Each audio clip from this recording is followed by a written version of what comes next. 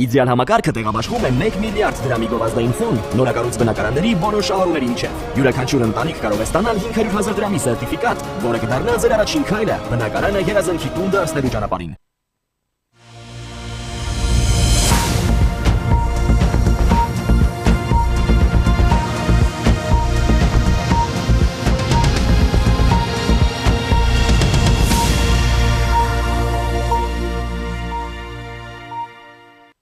Շարունակում ենք աշխատել առաջինի եթերում, ես Ժիրայր Ոսկանյանն եմ, զրուցակիցս փաստաբան հանուն Հանրապետության կուսակցության կողմից ազգային ժողովի падգամավորի թեկնածու Լուսինե Զեյնալյանն է։ Բարև ձեզ։ Ողջույն։ Տիկին Զեյնալյան, եւ այսպես դուք փաստաբան եք, թե մենք մեր զրույցը հիմնականում կկառուցենք իրավական, դատական համակարգի վերաբերյալ։ Սա իդեպ այն այսպես ասենք ոչ միայն այս իշխանության համար որպես քննադատություն առանցքային ոլորտներից կամ թեմաներից մեկն այլ առհասարակ հայ այդ իրավական համակարգը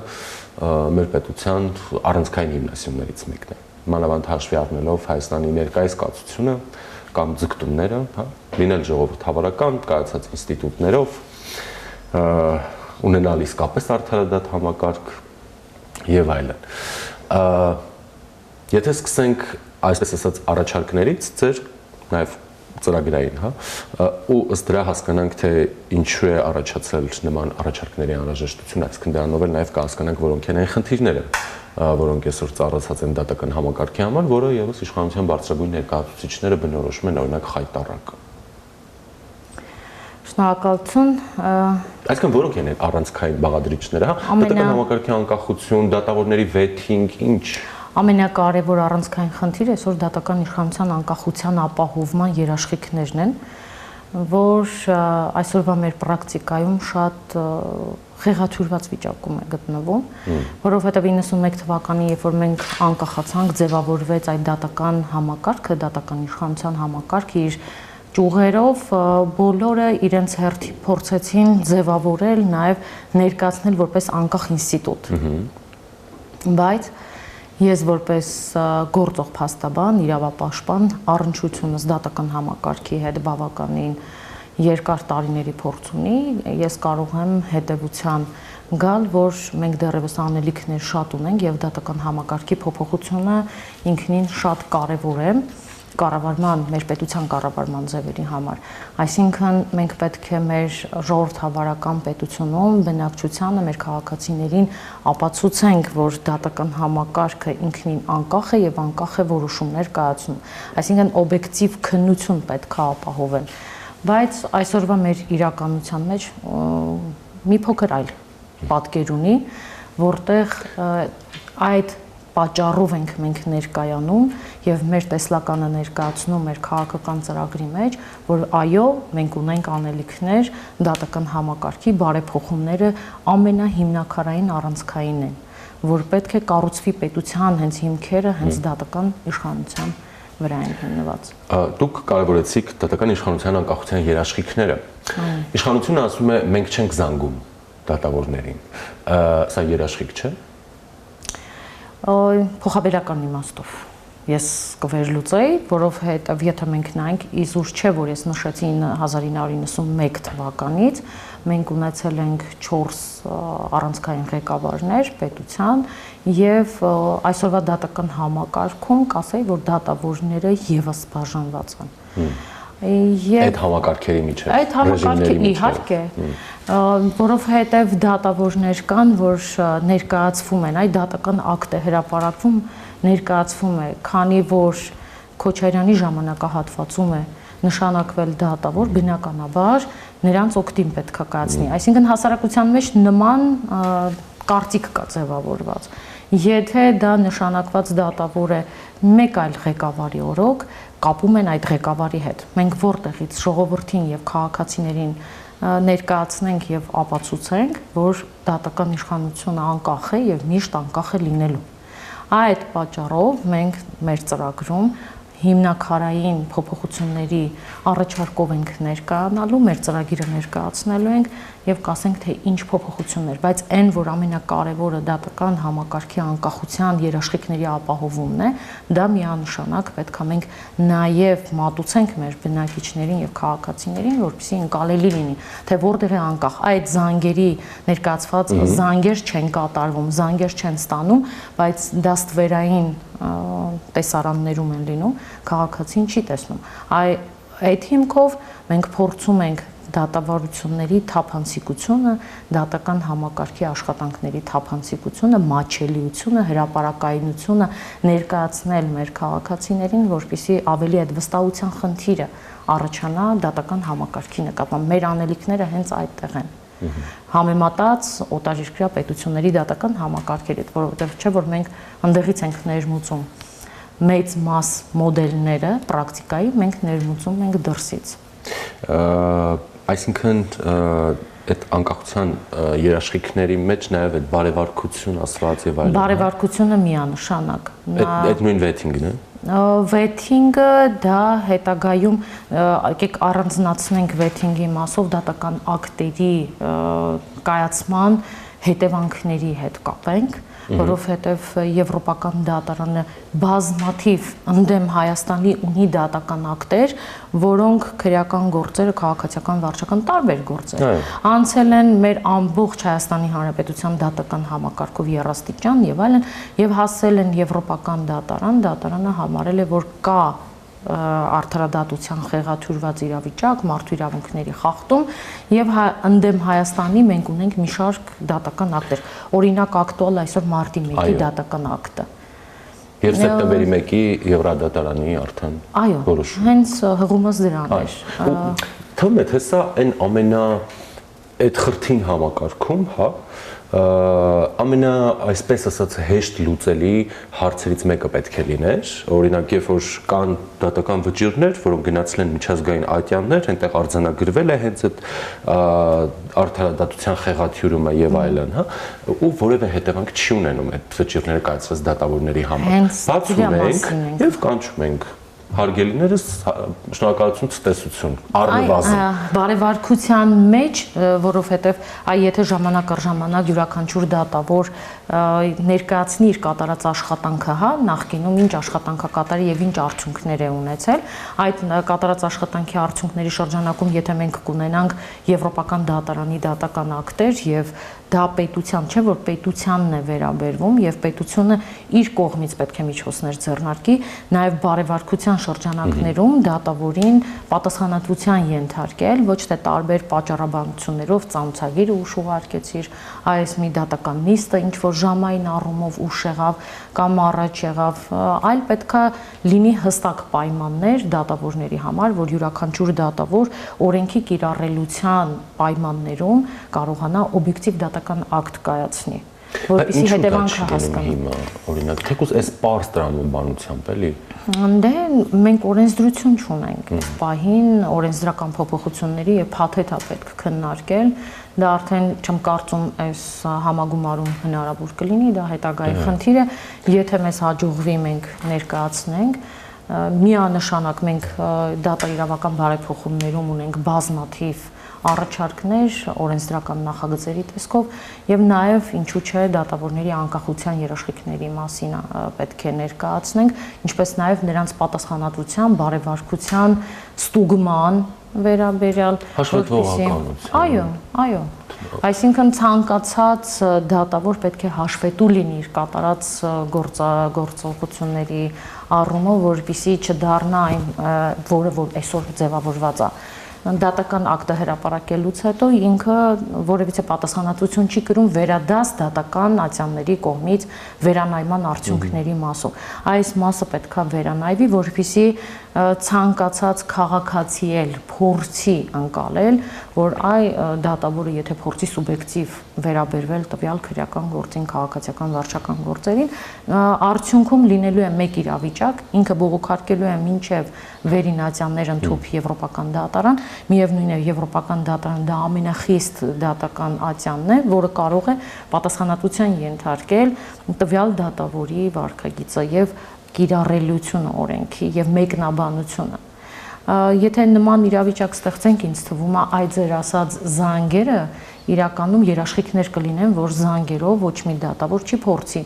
իրեն մակագրված կամ իր վարույթում քննվող գործի շրջանակներում զանգերի,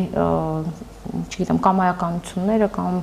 հրահանգները կատարի, գիտակցելով, որ կա դրա հետևանքը բացասական։ Այսինքն զսպողական կարող է իրավիճակ ստեղծվել նման պայմաններում։ Դուք համակարծիք եք վարչապետի այն դիտարկմանը, որ արդարադատության համակարգը խայտառակություն է, որովհետև այն օրգանապես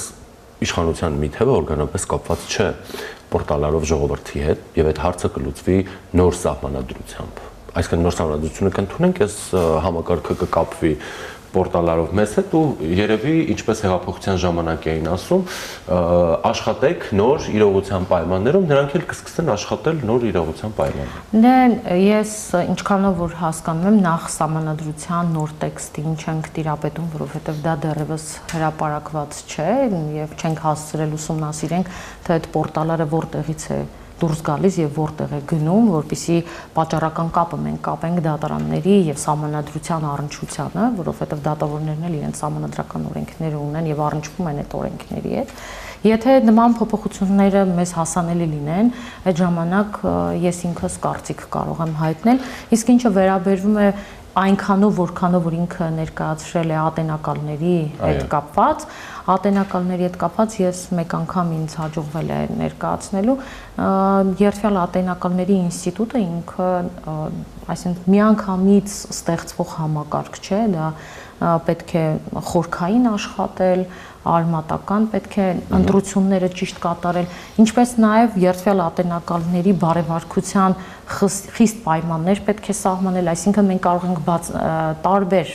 պատճառներ եւ հիմնավորումներ ներկայացնել, թե երթվյալ ատենակալները ինչ ինստիտուտ կարող է դառնալ դատական համակարգում։ Ես նշել եմ, որ ունի եւ դրական եւ բացասական կողմերը։ Դրական կողմերը այնքանով են, որքանով դատավորները արդեն իսկ ձերբազատվում են ձեր ասած այդ կախյալ իրավիճակից, որովհետև վերդիկտները քրեական գործերով ասեմ, վերդիկտ կայացնելը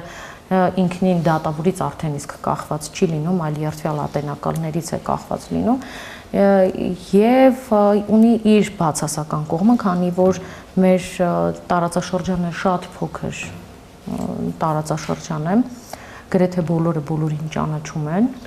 այ խնդիրը ստեղ առաջանալու։ Այդ հիմնական քննադատությունն ասում են մեզ մոտ բոլորս գիտենք, դից չի լինի։ Ինչպես են ապահովելու նրանց այդ գործի, երբ որ ստանում են, ինքը երաշխիք պետք է լինի, իմունիտետ պետք է ունենա, չշփվելու մարդկանց հետ։ Չգիտեմ, տարբեր չափանիշ, օրինակ ամերիկյան մոդելի մեջ ինքը լրիվ սահմանափակված է շփումների մեջ, ես չգիտեմ Հայաստանի Հանրապետությունում ինչ մոդել պետք է ընտրել, որպեսզի տվյալ քաղաքացուն որոշակի իրավունքներ սահմանափակվի, որպեսզի մյուս քաղաքացիների նկատմամբ տվյալ գործի շրջանակներում, որպեսզի լծակներ չօգտագործվի։ Այս է մեր ամենամեծ խնդիրը, որ պետք է լուծել, որը այս պահին ես չեմ պատկերացնում։ Նոր սահմանադրության եւ դատական համակարգի խայտառակ լինելու հարցի հետ կապված նաեւ այսպեսի մի հարց ունեմ, այսինքն գործող սահմանադրությունը չի տալիս այդ հնարավորությունը, որ դատական համակարգը խայտառակություն չլիներ եւ նորն է։ Դե նոր սահմանադրությունը ինքը տալիս էր, որ մինչեւ այս սահմանադրությունը մենք 3 սահմանադրություն ենք ունեցել, 3-ի մեջ է դատարանները անկախ են։ Դե ֆորմալ հա, դե ֆակտո գրված է։ Թե ինչքանով են ղեկավարները դա կիրառում կամ իշխանական թևերը կիրառում, մեր կյանքն է ցույց տվել, մեր պրակտիկան է ցույց տվել, որովհետև այսօր եթե դատական համակարգում մակագրվում է, ասենք ձերբակալություն վերցնենք, ինչ որ աղմկահարույց քաղաքական կամ քաղաքական ենթատեքստով կամ ոչ քաղաքական ենթատեքստով կամ հանրաճանաչ մարդ է, հենց ձերբակալության խնդիր է առաջանում եւ մտնում դատարան, արդեն դատավորի մակագրումից պարզ է դառնում ձերբակալումը դառնալու է կալանք, թե չի դառնալու։ Եվ այդ ցանկը արդեն իսկ հրապարակային է բոլոր մեր նեղ շրջանակներում, ովքեր այս ոլորտի մեջ են աշխատում, որովհետև հայեցողական ոչ ունի ամեն դատավոր, թե առանց ինչ-որ հստակ կանոնների։ Առանց հստակ կանոնների նույն արարքի համար օրինակ վերցնենք միջին ծանրության հանցագործությունների դեպքում եւ ծանր հանցագործություն։ Եթե մենք համեմատականի տակ ենք դնում, ծանրի դեպքում պետք է ավելի խիստ պայմաններ գործեն, քան միջին ծանրության, որովհետեւ նրա առավելագույն պատժի չափը 5 տարին է, նրանը 10 տարին է։ Այստեղ ծայրահեղություն են։ Բայց մենք ունենք իրավիճակային տվյալներ, որ միջին ծանրության կատարած արարքի պարագայում կալանքները որոշակի անտրովիկ գործերի կան կալանքներ, բայց ունենք ծանր առանձնապես ծանր ընդհուպ փորձսպանության մարդիկ ազատության մեջ են կամ այլընտրանքային խափանման միջոցների մեջ են։ Եվ գիտեք խնդիրը որն է, որ մենք այդ ոլորտում աշխատում ենք, հենց այդ միջին ծանրության հանցագործություն կատարողը միշտ ներկայացնում է ոնց է ստացվում, որ այսինչը կատարել է ավելի ծանր վտանգավորության աստիճանի հանցագործություն, նրա խափանման միջոցը ընտրվել է այլընտրանքային խափանման միջոց, վերցնենք տնային կալանքը, համակցված գրավը եւ այլ սահմանափակումներ, բայց այն որ կոչ է արել կամ, չգիտեմ, զանգվածային անկարգությունների կամ խուլիգանության մասնակից է դառել եւ ինքը տևական ժամանակ գտնվում է անազատության մեջ։ Այսինքն քաղաքացիների մոտ այդ անկալումը, երբ որ միշտ դնում են համատականի տակ գործերը այս է խնդիրը մեր, որ մենք չունենք որոշակի չափորոշիչներ հայեցողական է, դատավորն է գնահատում ապացույցները, տվյալ փուլում ինքն է որոշում կայացնում եւ մեկ դատավոր կարա մեկ այլ ձև մեկնաբանի, մեկ դատավոր։ Ունենք վերցնենք վճռաբեկ դատարանը։ Վճռաբեկ դատարանը մեկ արարքի որակման, այսինքն օրենքների մեկնաբանության նույնականացումը, այսինքն տարանջատելու առումով մեկ գործի դեպքով տալիս է մեկ այլ որոշում, որը նախադեպ է, որը բոլորիս համար կաշկանդող է, մեկ այլ գործով տալիս է մեկ այլ որոշում։ Ինչ է ստացվում։ Հանրային մեղադրողները ներկայացնում են այն որոշումը եւ հիմնվում են իրենց բողոքները եւ հետագա գործողությունները այն որոշման, որը իրենց է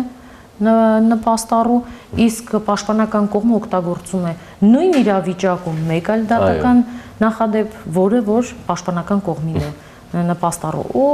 մենք առաջանում է մեր մոտ ծնվում է նոր նախադեպ։ Այդ դրանց հիման վրա վճռաբեկը ուզի նորից պետք է մի հատ նախադեպ տա, որպեսզի այս երկու վճռաբեկի նախադեպերը մեկնաբանի, որ ի վերջո կողմերը հասկանան, հանրային մասնավոր մասնակիցները հասկանան, ի վերջո ումն է, սա ինչ պետք է, ինչ լուծում պետք է ստանա։ Այս խնդիրն է։ Մարտի 1-ի գործը բացահայտված է։ Սա քաղաքական հայտարարություն է, թե այն իսկապես բացահայտված է։ Ես կասեի դա քաղաքական հայտարարություն է, որովհետև այս պահի դրությամբ անգամ հանրային մեղադրողները հստակ մեղադրանքը չեն կարողանում ձևակերպել եւ այսօր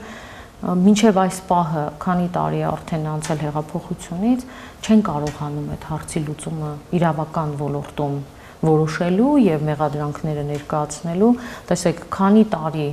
մեկ այլ դատական համակարգում եղավ այդ գործը, վերջում արդարացվեց սահմանադրական դատարանի կողմից, այնուհետև վճռաբեկ դատարանը փորձեց այդ սահմանադրական դատարանի որոշումը վերաձևակերպել, որ այդտեղ էլ ես խնդիրներ եմ տեսնում, որովհետև հստակ օրենքի կարգավորում չունեինք։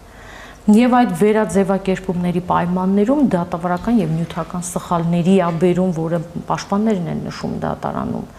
որովհետև մինչև այս պահը ռեալ որևիցե դատավարությունը պարզ է, հանրային է, երբ որ ուսումնասիրում ենք, որևիցե գործողություն հստակ արված չի, բայց արդեն վաղուց այդ գործը, եթե մենք ասում ենք, ունենք եվրոպական դատարանի նախադեպային որոշում, արդեն իսկ հստակ պարզ պետքա լիներ սխեման, արդեն մենք պետքա հստակ ունենայինք հստակ մեղադրյալներ, պատասխանատուներ, կատարած արարքների եւ տրված հրամանների արդյունքում, բայց այսօր մենք չունենք դա։ Այսինքն չենք կարողանում տարանջատենք ով ինչ գործողություն է կատարել։ Դրա համար էլ այսօր ունենք այն, ինչը որ այսօր դատարանում քննվում է։ Դե այո, ու այդ իրավական գնահատականի մինչ այսօր բացակայությունը,